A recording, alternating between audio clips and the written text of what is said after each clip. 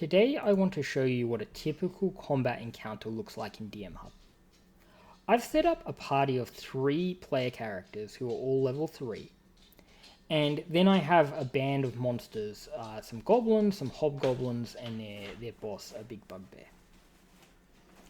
Typically combat starts by selecting the monsters that are going to be involved in combat, and then you can click Roll Initiative.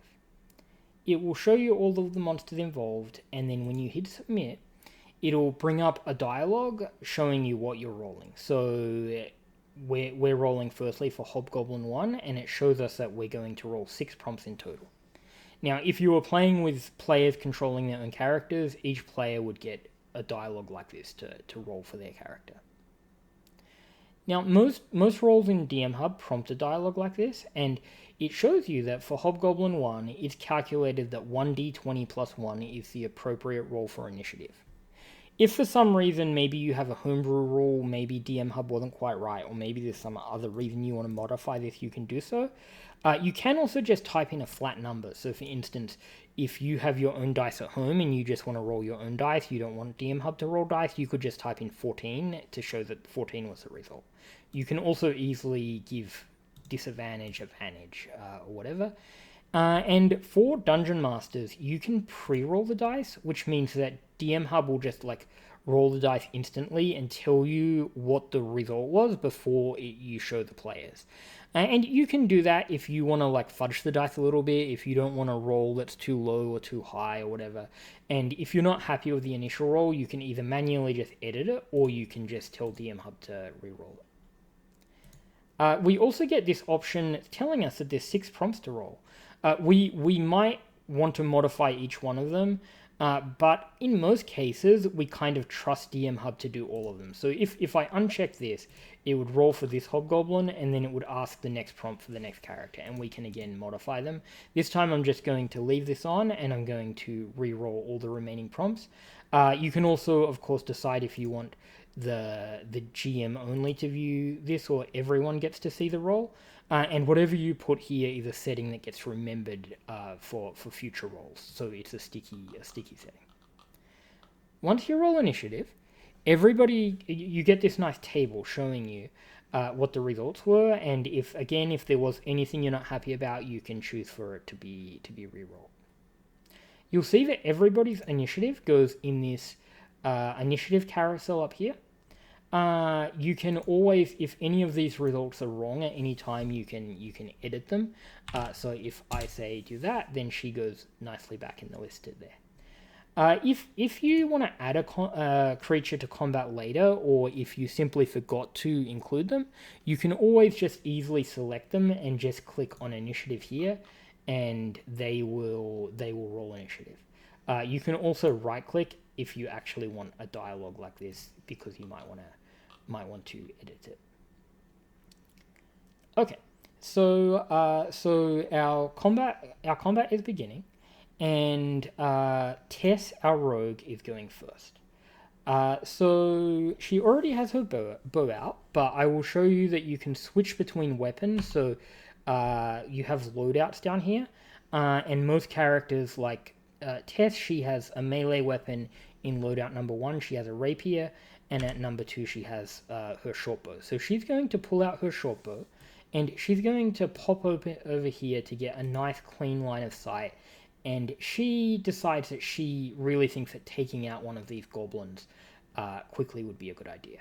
I'm going to show you that if she had chosen not to move and she had stayed here, well, she can just get around that rock there, but if she had stayed back here, you'll see that she wouldn't be able to get around the rock, and this rock counts as half cover. So when she shoots, you'll see that it suggests half cover is the roll, and that will give her a penalty on the attack, which is all boiled down into this roll.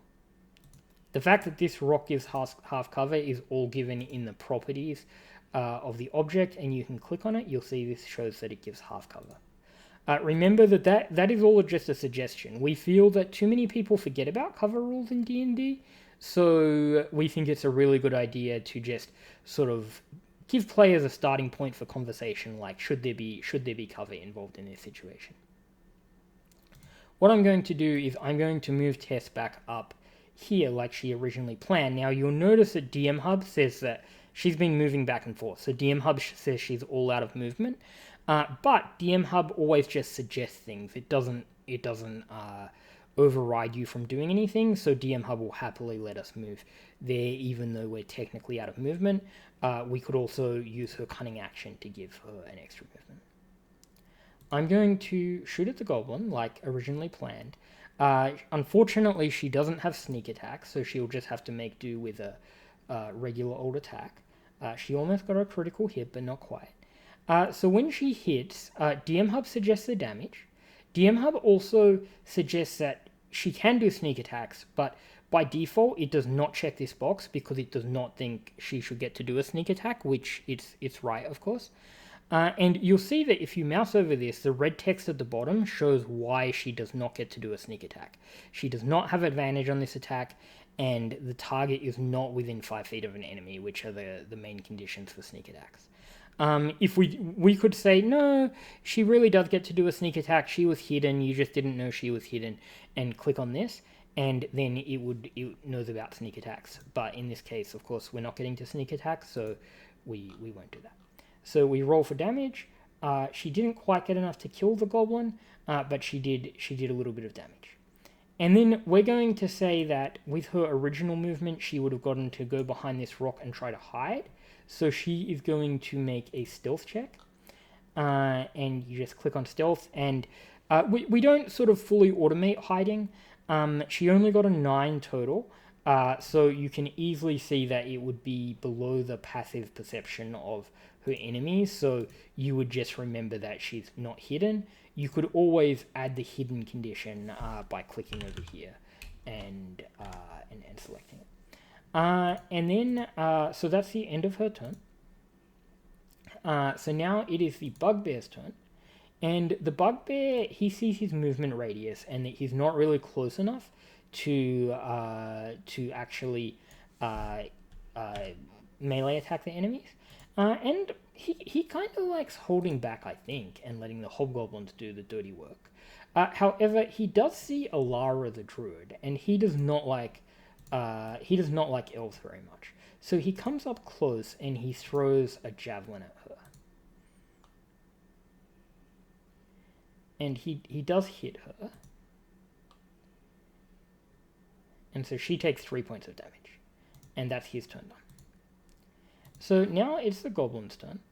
And the goblins start to pull out their bows. And this one can see that he would have to shoot through cover. And he's a pretty smart goblin. So he moves around here to try to get between the cover. And he takes a shot at her. And he hits her. Oh wow, she might be in trouble. Goblins are cowardly creatures, so he runs over here. This goblin, we're going to be a DM who's a little bit merciful to our players, so this goblin does not go after the elf, and instead goes after the big, ugly barbarian orc. And does hit. And then he runs back as far as he can go. And then this goblin will also move forward and take a shot at the orc. You can see that DMHub nicely automates all these shots, so it makes things go reasonably fast. Okay, it's the druid's turn, and she's running out of hit points, so she would do what any druid would do in this situation, which is to use her signature wild shape ability. And you'll see that this gives her a selection of creatures that she's eligible to turn into. She can turn into any creature that is CR 1/4 or below, and by default, DMHub only shows you CR 1/4 creatures, because why would you change into a CR 0 creature when you can change into a CR 1/4 creature? But if you really want to look at every creature, you can uncheck this box and it will show you all of the creatures you're eligible to turn into. I think a boar's a pretty good choice, so she will turn into a boar, and then she is going to charge, and I think that she doesn't want to get an attack of opportunity from the bugbear by going after this goblin, I think she just wants to go after this little goblin, kill off some goblins. And this tusk attack, we can see it says as a condition, if the ball moves at least 20 feet straight towards a target and then hits it, it takes an extra 1d6 slashing damage, and then it has to succeed on a strength check. So let's see how she does. Okay, but that's not going to hit, so she misses with her boar. And so then it is Tenu the barbarian's turn. So of course a barbarian does what any barbarian should do in this situation and immediately rages. So when he rages, we get this cool effect to show that he's raging, and he just charges in, and he is going to do a big reckless attack. And I think that he is of the perspective that so we do the reckless attack on ourselves, and this gives us the condition. He wants to change to his melee weapon, the Great Axe, and he feels that this bugbear needs to be taken down absolutely as quickly as possible. So he will get advantage because he's attacking recklessly, and we roll, but he still misses even though he did a reckless attack. And then it is the turn of the hobgoblins, and the hobgoblins, I'm going to say that maybe I want to do a wisdom check on them to see if because hobgoblins hate elves, and they're going to do an insight check to see if they recognize that this boar is actually an elf, and if they do recognize it, they'll go after her. Otherwise, they'll go after the half-elf in the back. So firstly, so this one is going to do one, and I'm going to say it's a DC 12 check. So he passes, and then I'm going to do this one, and he also passes. Okay, so this druid might be in trouble. So this hobgoblin charges in, and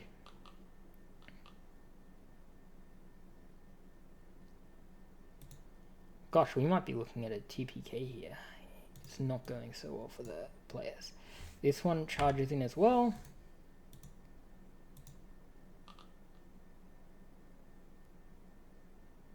But that one misses. Very lucky. Okay, so now it is the rogue's turn, and she is hidden, and so she can get advantage on her attack. No, sorry, she didn't get a good stealth roll, did she? Yeah, she only got a 9, so she was not hidden. So she won't get advantage. It might be good to try to finish off this goblin, but I think that she would really like to activate her sneak attack. So she is going to try to attack the bugbear and hope that she can hit, and because Tenu is next to it, but she got a 1. So she is going to go back here, and she is going to again try to hide. But again, she did not get a very good roll, and so she would not be hidden. Okay, now it's the barbarian's turn, and he is going to try to use his Great Axe. Firstly, he's going to activate a reckless attack, and then he's going to use his Great Axe on the... Oh, sorry, this is the bugbear's turn. Oh, gosh, that's why I was confused why it wasn't... I gave them actually the same image. That probably was not a good idea. Okay, so it's the bugbear's turn, and the bugbear is going to just swing at the barbarian. He gets advantage because the barbarian used a reckless attack. So he misses, and then it is the goblin's turn. The goblins are all going to, I think, shoot at this big orc that is attacking their leader. So this one hits, does some damage. It gets automatically halved. You'll see it said 5 damage, but then it says that it gets reduced to 3.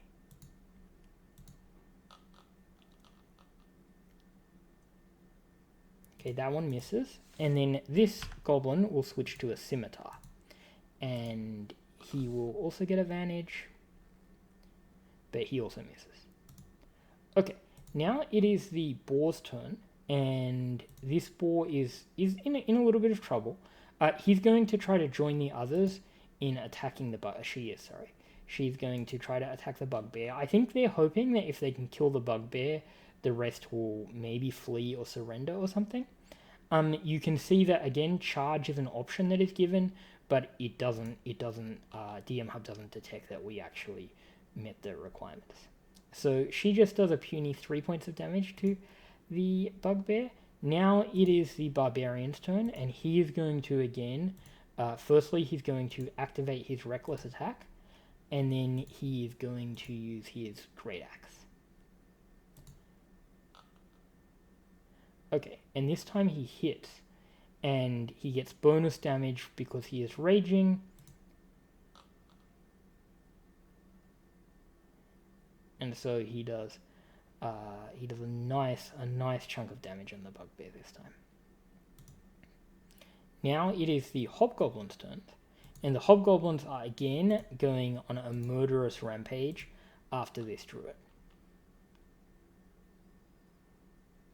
And this one hits the druid. And we'll see that the rules are implemented where the druid's boar form ran out, and it had to revert to its physical form, and the damage carried over. It's the other hobgoblin's turn, and it also is going to try to kill this poor druid, but this time this one misses. It's the rogue's turn, and she is going to take a shot at the bugbear. She again did not get a good stealth roll, so we adjudicate that she's not hidden, but she gets a critical hit. And so, we'll see that so she should get sneak attack. And interestingly, the reason why it is not giving her sneak attack is because I forgot to, when I set this up, I put everybody under my control. So from DMHub's perspective, everybody involved in this fight is just basically a monster, is an NPC, so they're all on the same side of each other, so it does not see the bugbear as being next to an enemy. But we know that she should get a sneak attack, so I'm going to activate this, and now I can roll this, and it will do all these nice chunky damage dice, and that bugbear is dead. So normally when a monster dies in DMHub, we put over this skull. And sometimes monsters can come back to life. Sometimes the hit points weren't quite right. So for various reasons, we don't automatically delete monsters. We just put this death skull to show that they're dead. And at your discretion, you can just mouse over them and then press delete to destroy them. Or if you had to heal one for some reason, you can just give him some health to revive him. But in this case, he is indeed dead. There is a module you can get from the module repository that will make it so that when monsters die, they'll have an ability to turn themselves into loot, which will consist of all the items they carry. But I don't have that installed in this game. So the bugbear, I'm going to delete the bugbear, and it is all gone. And I think with the bugbear dead, I don't think we need to continue this combat on. We'll say that the monsters all flee. We could play this out, but I think you have a good idea from this of how combat works in DMHub and some ideas for it. You'll notice that that from all the arrows shot, arrows are laying about on the ground. DMHub follows normal 5e rules by default, which is to give a 50% chance of destroying any arrow that shoots because, it broke or whatever, but the others lay on the ground. You can go around and manually collect them. For instance, this monster can go and pick up this arrow. Also, creatures that shot at enemies with their bows will have an ability here which lets them regather projectiles, which is often what you want to do at the end of the battle. You just say to your DM, hey, I'm regathering all the projectiles. And when you do this, you see they flew to her and they were restored. And you can see that it's tracked how many arrows she has left. I hope this gave you some new ideas, and I hope to see you for the next video.